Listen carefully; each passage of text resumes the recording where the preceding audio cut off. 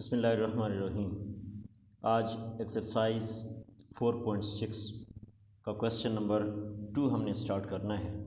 Question number 2 भी find the quotient, यानी question number 2 में भी हमने क्वोशंट मालूम करना है, लेकिन क्वेश्चन नंबर 1 में इस तरह से सिंपल था और क्वेश्चन नंबर 2 में है 2032/4, यानी बटे वाली रकमें हैं।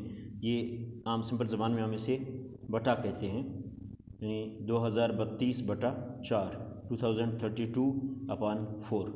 तो इनको एक ही टेबल पे काटना है।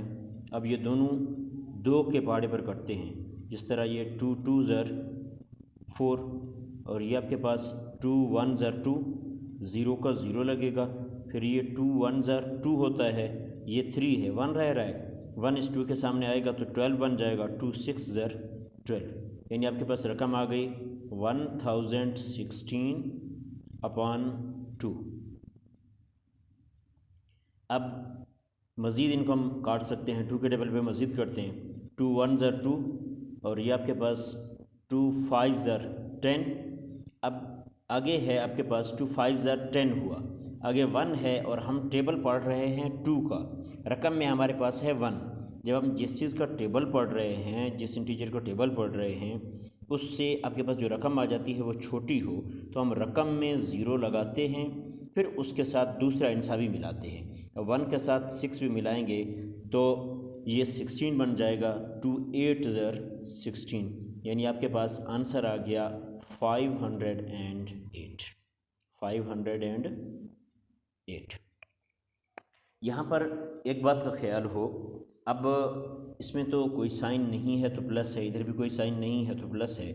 अगर बिलफ़र्ज़ किसी रकम में माइनस का साइन आ जाए और माइनस अगर नीचे हो, बटे में हो, तो माइनस बटे में कभी भी नहीं रहता, तो आपके पास आंसर में यहाँ पर माइनस आएगा। और अगर ऊपर भी माइनस है नीचे भी माइनस है तो फिर माइनस माइनस के साथ कैंसिल हो जाएगा।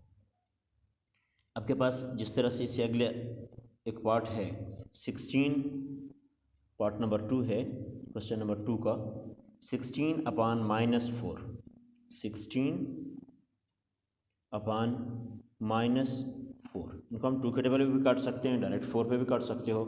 अब देखें 2 2 ज़र 4 और 2 8 ज़र 16, यानी 8/-2 आ गया। फिर ये 2 1 ज़र 2, 2 4 ज़र 8। अब आपके पास 4 आ गया आंसर। बटे में जब 1 हो तो 1 हम लिखा नहीं करते। अब माइनस यहाँ बटे में नहीं लिखेंगे बल्कि सीध में लिखेंगे, यानी इसे आप इस दफ़ा इस तरह से लिख सकते हो, ये माइनस यहाँ लिखने के बजाय यहाँ पे लिखेंगे। और अब जिस रकम के बटे में 1 होता है हम 1 लिखा नहीं करते, जो अब जिस तरह से यहाँ पे 508 लिखा हुआ, 508 के बटे में कुछ नहीं है, नीचे कुछ नहीं है तो 1 है, 1 हम लिखा नहीं करते। तो इसी तरह 1 है बटे में, यहाँ पे हम 1 लिखेंगे नहीं, तो हमारे पास आंसर जो है वो 4 होगा, लेकिन माइनस हम इधर 4 के साथ लिखेंगे, तो -4 जो है ये हमारा आंसर होगा। यहाँ पर एक बात का ख़ास ख्याल रखें, जैसे आपके पास एक रकम आगे है 0 के हवाले से, अगर 0 5वां पार्ट है इसका, 0/-13, 0/-13, और इसी के साथ साथ इससे अगला जो पार्ट है छठा, वो है -18/0।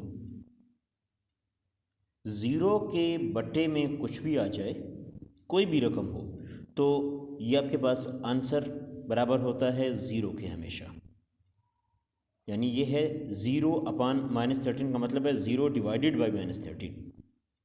तो 0 के बटे में कुछ भी आ जाए तो हमेशा आंसर आपका होगा 0, और 0 ख़ुद किसी चीज़ के बटे में आ जाए, -18/0 आया हुआ है ना, तो नीचे अगर 0 आ जाए तो इसका आंसर होता है infinity.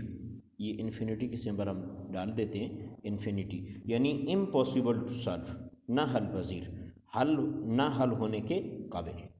Thanks for watching my video.